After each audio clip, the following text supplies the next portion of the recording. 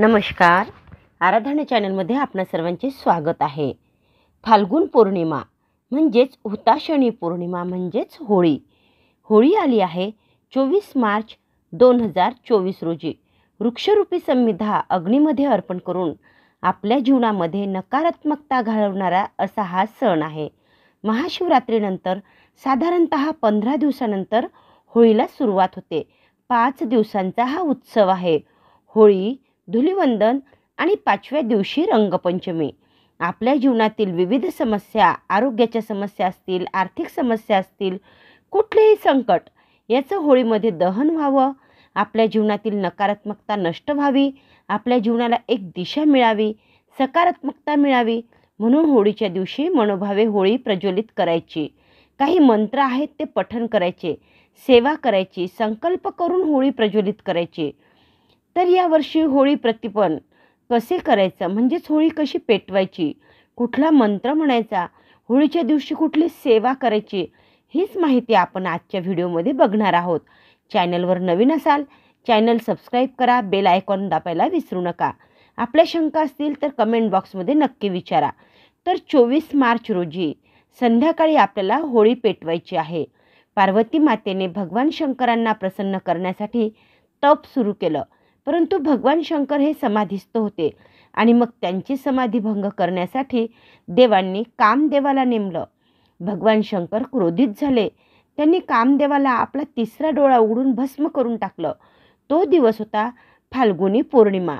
नंतर रतीच्या सांगण्यावरून, विनंतीवरून भगवान शंकरांनी कामदेवाला पुन्हा जिवंत केलं आणि मग त्यानंतर पार्वती मातेवर प्रसन्न होऊन त्यांनी त्यांच्यासोबत विवाह केला.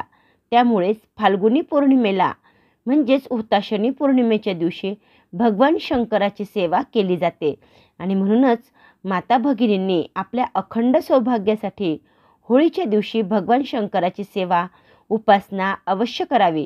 तसेच जे विवाह इच्छुक आहेत, त्यांचे विवाह जमत नाहीत, विवाह जमून त्यामध्ये अडचणी येत असतील, अशांनी देखील होळीच्या दिवशी भगवान शंकराचा कुठलाही मंत्र, कुठलेही स्तोत्र मनोभावे अवश्य पठण करा.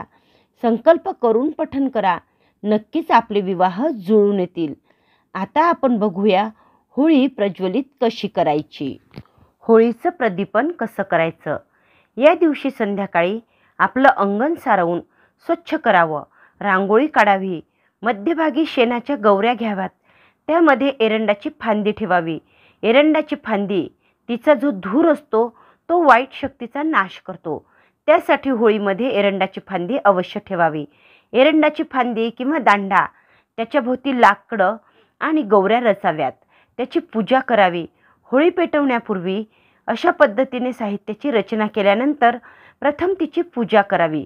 पुढील मंत्र म्हणून सुरुवातीला पूजा करत असताना ओम नारसिंहाय नमः हा मंत्र म्हणायचा. त्यानंतर ओम नमः शिवाय हा मंत्र म्हणावा. त्यानंतर ओम प्रल्हादाय नमः हा मंत्र म्हणावा. या 3 मंत्रांनी राक्षसांचा म्हणजेच राक्षसरूपी जे वाईट विचार असतात, आपले जे वाईट कर्म असतात, वाईट सवयी असतात, नकारात्मकता असते, या सर्वांचा नाश होतो. आता घरातील जो कर्ता पुरुष असतो त्याने संकल्प करावा. आपल्या उजव्या हातामध्ये 1 चमचा पाणी घ्यायचे, त्यामध्ये हळद, कुंकू, अक्षदा घ्यायच्या, फूल घ्यायचं, मनोमन भगवान शंकराचे स्मरण करायचे आणि म्हणायचं सहकुटुंबस्य मम ढुंडा राक्षसी प्रीत्यर्थ तत्पीडा परिहारार्थ होलिका पूजनम करिष्ये. असे म्हणून आपल्या हातातील पाणी ताम्हणामध्ये सोडून द्यायचं. याचा अर्थ असा होतो की मी माझ्या कुटुंबाच्या सुखशांतीसाठी म्हणून, तसंच समस्यांचा, संकटाचे निवारण होण्यासाठी, नकारात्मकता घालवण्यासाठी होळी प्रज्वलित करत आहे. संकल्प झाल्यानंतर आपल्या घरातील अग्नीनं म्हणजेच घरातील दिव्याच्या अग्नीने कापूर जाळून घ्यायचा आणि कापुराच्या सहाय्याने होळी प्रज्वलित करायची. होलिकाय नमः हा मंत्र 3 वेळा म्हणायचा. होळीमध्ये नारळ, सुपारी अर्पण करायची. त्याचप्रमाणे ऊस देखील टाकतात. ऊस, नारळ, सुपारी हे सात्विक पदार्थ आहेत. यांच्या शक्तिरूपी तेजामुळे वातावरण शुद्ध होतं आणि आपोआपच मग नकारात्मकता दूर होते. आणि मग होळीला प्रार्थना करायची की आपल्यामध्ये, आपल्या घरातील सदस्यांमध्ये काही दोष असतील, व्यसनं असतील, वाईट सवयी असतील, हे सर्व होळीमध्ये जळून नष्ट व्हावं. तसंच आपल्या सर्वांना सद्गुण अंगीकारण्याची शक्ती मिळावी, अशी प्रार्थना होळीला करायची. त्यानंतर होळीला गोडाचा म्हणजेच पुरणपोळीचा नैवेद्य दाखवला जातो आणि मग दुधाने आणि तुपाने होळीला शांत करायचं. या दिवशी भगवान शिवाच्या उपासनेला महत्त्व आहे आणि म्हणूनच होळी शांत झाल्यानंतर होळीची जी रक्षा असते, म्हणजे जी राख असते, ती आपल्या घरातील शिवलिंगाला अवश्य लावावी. तसेच आपल्या कपाळाला भस्म म्हणून शरीराला लावायचं. होळीच्या दिवशी कुठली स्तोत्र मंत्र पठण करावीत, या दिवशी शिव उपासनेला महत्त्व आहे आणि म्हणूनच भगवान शिवाचा मंत्र ओम नमः शिवाय किंवा महिलांनी पंचाक्षरी मंत्र नमः शिवाय या मंत्राचा शक्य होईल तेवढा जप करावा. महामृत्युंजय मंत्र जप करावा.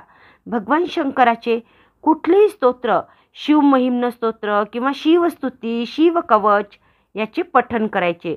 सोबतच भगवान विष्णूची सेवा या दिवशी केली जाते. ओम नमो भगवते वासुदेवाय हा विष्णू मंत्र किंवा विष्णू गायत्री मंत्र पठण करायचा. विष्णू सहस्रनामाचे पठण या दिवशी अवश्य करावे. माता लक्ष्मीचा कुठलाही मंत्र ओम श्रीं नमः हा मंत्र पठण करा. त्या दिवशी विशेष मंत्र होलिकाय नमः. आपल्या जीवनातील नकारात्मकता, समस्या यांचे निवारण होण्यासाठी होलिकाय नमः या मंत्राचे पठण या दिवशी करावे. या सर्व समस्यांचे निवारण होईल. होळीमध्ये या सर्व समस्यांचे दहन होईल आणि आपोआपच आपल्या जीवनामध्ये सुखसमृद्धी येईल. होळीच्या दुसऱ्या दिवशी सकाळी पितरांचं स्मरण करायला विसरू नका. दुसऱ्या दिवशी सकाळी दक्षिण दिशेला हात जोडायचे, पितरांचं स्मरण करायचं आणि ओम पितृदेवताय नमः या मंत्राचं 11 वेळा पठण करायचं. तर अशा पद्धतीने यावर्षी आपण होळी प्रज्वलित करावी, पूजन करावं, संकल्पयुक्त पूजन करावं. सोबतच या ज्या काही सेवा सांगितल्या आहेत, यातील ज्या ज्या सेवा आपल्याला शक्य होतील तेवढ्या नक्की कराव्यात. मंत्र साधना करावी. हे सर्व स्तोत्र मंत्र आपल्या या चॅनलवर उपलब्ध आहेतच. ऐकूनच सोबत पठण केलं तरी चालेल. माहिती आपल्याला आवडली असेल तर जास्तीत जास्त सेविकांपर्यंत पोहोचवा. शंका असल्यास कमेंट बॉक्समध्ये नक्की विचारा. होळीच्या आपल्या सर्वांना मनपूर्वक शुभेच्छा. जय गजानन.